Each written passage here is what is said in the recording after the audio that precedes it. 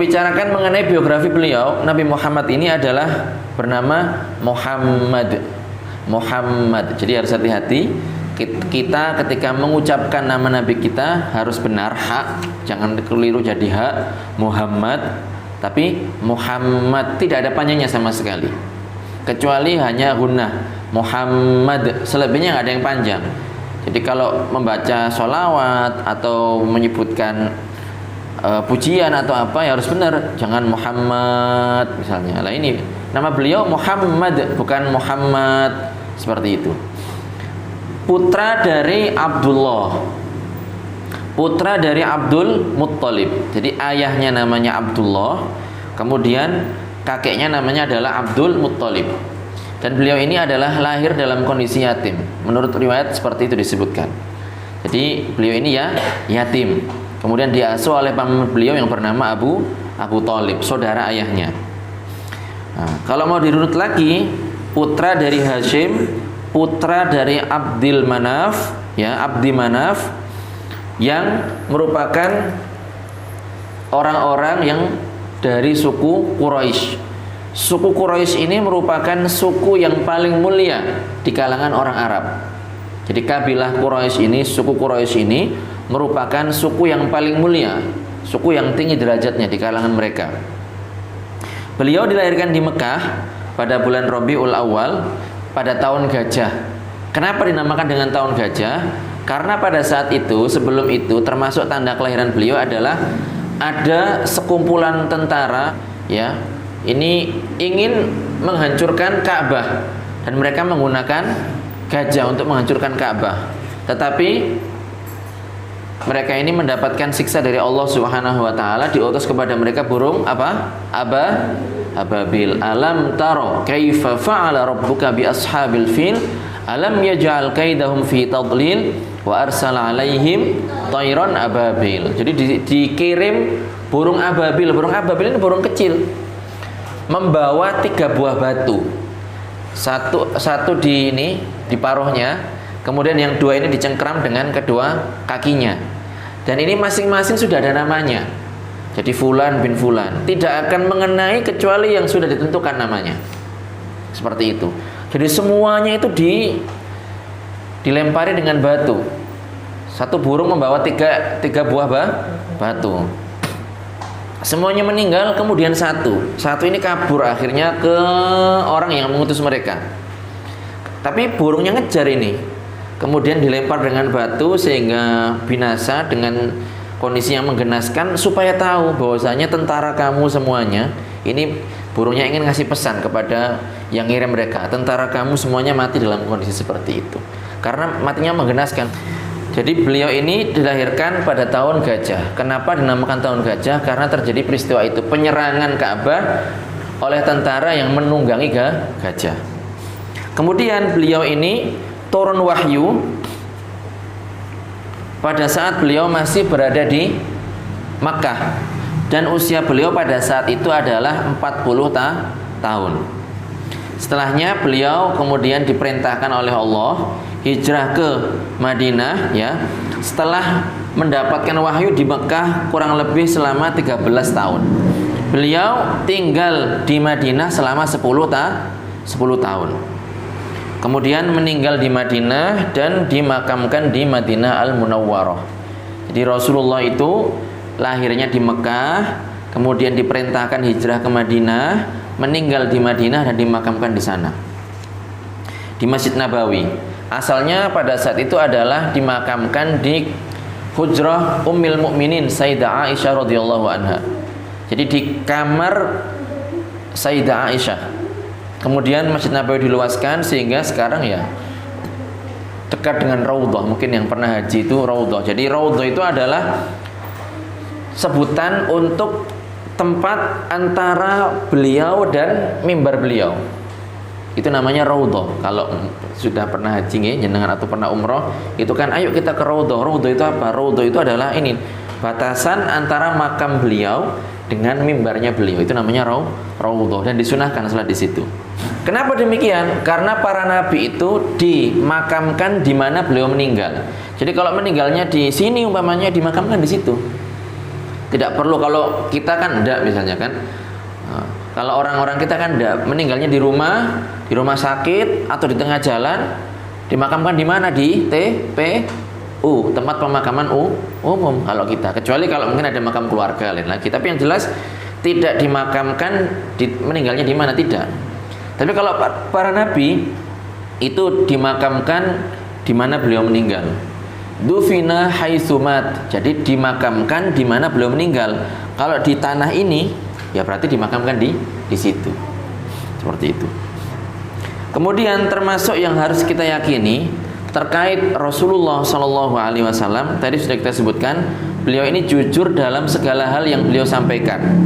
Baik itu terkait kabar atau berita tentang umat-umat terdahulu, terkait awal mula terjadinya alam semesta, atau perkara-perkara yang akan terjadi nanti setelah beliau di hari kiamat, atau peristiwa-peristiwa yang terjadi di masa depan.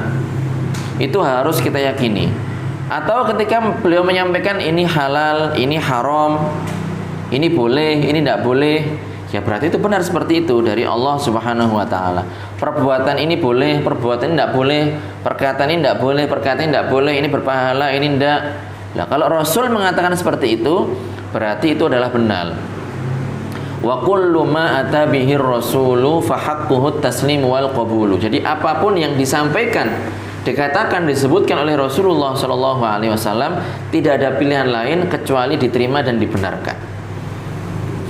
Dalam Al-Quran Allah Subhanahu Wa Taala berfirman, wa ma yantiqu 'anil hawa in huwa illa wahyu yuha. Jadi beliau ini, Rasulullah maksudnya, tidak mengatakan kecuali berdasarkan wahyu dari Allah Subhanahu Wa Taala, bukan hawa nafsu. Jadi apa yang beliau katakan itu merupakan wahyu yang diwahyukan, yang disampaikan oleh malaikat Jibril kepada beliau. Termasuk yang beliau sampaikan adalah azab kubur. Jadi ada azab kubur, ada nikmat kubur. Kita akan bahas sedikit tentang azab kubur. Jadi kita wajib mengimani yang namanya azab kubur. Siapa yang diazab kubur? Satu, orang yang mati kafir. Orang yang mati dalam kondisi tidak beragama Islam. Maka ketika dia mati seperti itu, dalam kondisi kafir seperti itu, dia akan disiksa di kuburannya. Nah, bentuknya seperti apa siksa kubur itu? Di antaranya adalah ditampakkan kepada orang kafir itu tempatnya nanti di neraka. Jadi orang kafir ketika dia di kuburan itu diperlihatkan kepadanya sehari 2 kali, di waktu pagi dan di waktu petang, diperlihatkan ini loh tempat kamu nanti di neraka, seperti itu. An-naru yu'raduna 'alaiha ghuduwwan wa 'ashiyya wa yawma taqumus sa'atu adkhilu ala fir'auna asyaddal 'adzab. Jadi an-naru yu'raduna 'alaiha ghuduwwan wa 'ashiyya. Jadi neraka itu ditampakkan kepada orang-orang kafir pada saat mereka di kuburan mereka 2 kali dalam sehari. Di waktu pagi, di waktu petang. Orang misalnya di zaman sekarang, dia belum mati umpamanya, tapi dia ini mau dieksekusi, mau dibunuh. Nah, diperlihatkan misalnya ada orang diikat di atas rel kereta api, kemudian ada kereta api melintas, seret, itu orangnya kira-kira mati apa hancur? Itu hancur. Jadi diperlihatkan seperti itu, nanti kamu dieksekusi kayak gitu. Itu psikisnya kenapa ndak itu? Nah itu. Nah, apalagi ini orang yang dikuburin nanti, walaupun diperlihatkan doang itu sudah sangat ngeri sekali itu. Diperlihatkan nanti tempatnya di neraka. Nah ini merupakan siksaan bagi orang kafir yang mati tidak dalam kondisi beriman. Itu salah satu bentuk siksa kubur. Bentuk yang lain adalah kuburan ini dihimpitkan bagi orang-orang kafir. Dihimpitkan. Jadi ada namanya himpitan kubur. Himpitan kubur. Himpitan yang bagaimana? Himpitan yang menggencet orang yang dikubur ini sampai-sampai tulang rusuk kanan bertemu dengan tulang rusuk kiri. Sebagian ulama mengatakan seperti ini. Sebagian ulama mengatakan seperti ini. Jadi ada yang mengatakan seperti ini, Ada yang mengatakan seperti ini, hatta takhtalifa adla'uhu. Jadi sampai tulang rusuknya ini bertemu.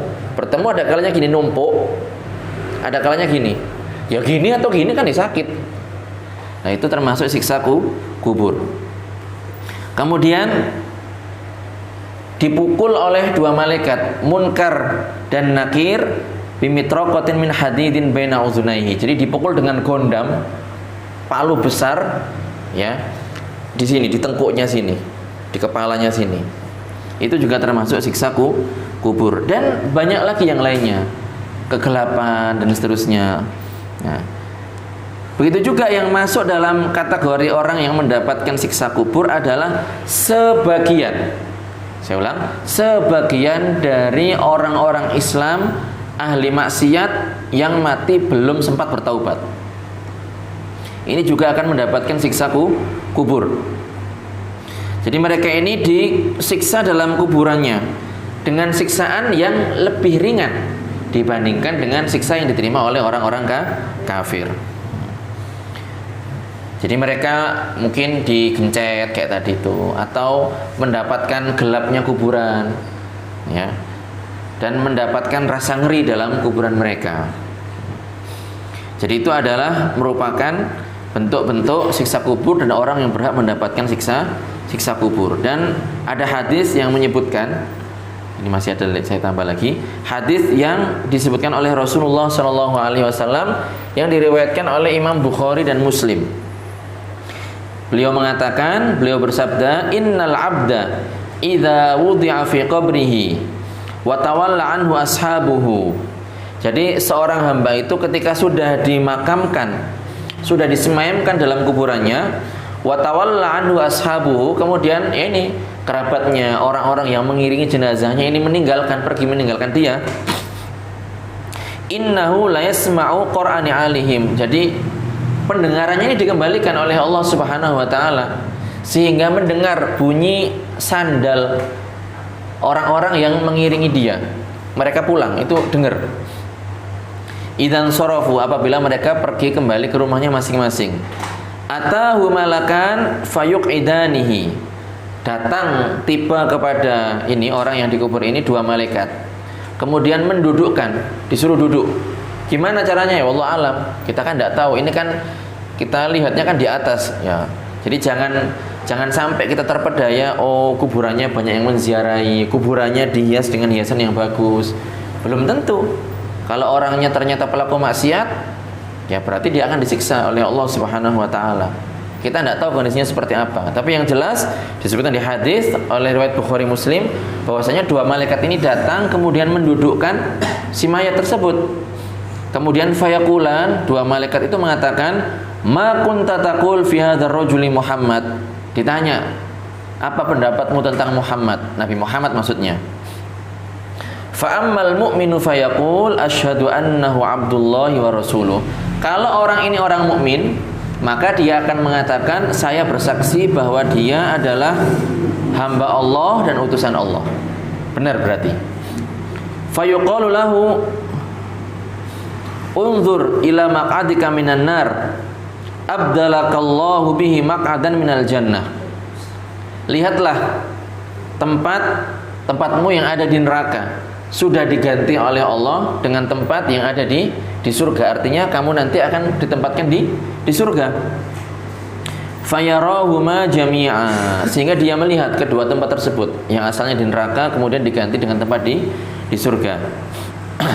Wa ammal kafir, adapun orang kafir, awil munafik atau orang munafik. Orang munafik ini orang kafir maksudnya, orang yang dia dalamnya dia kafir tapi dia menunjukkan dia seorang muslim untuk mengelabui umat Islam. Ini namanya orang munafik. Jadi dia menyembunyikan kekufurannya, hanya menampakkan keislamannya. Fayaqul, pada saat dia ditanya siapa ini Muhammad itu siapa, dia mengatakan la adri kuntu aqul ma yaqulun nas fihi. Jadi dia mengatakan saya tidak tahu siapa itu Muhammad. Fayuqalu la daruita wa la talait. Jadi enggak tahu apa-apa kamu.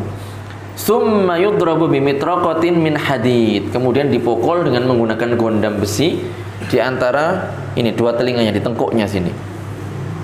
Fayasihu sayhatan yasma'uha man yalihi illa tsaqalain. Jadi suara jeritan, suara rintihan, jeritan yang misteri ini didengar oleh seluruh makhluk kecuali manusia dan jin. Manusia dan jin nggak dengar.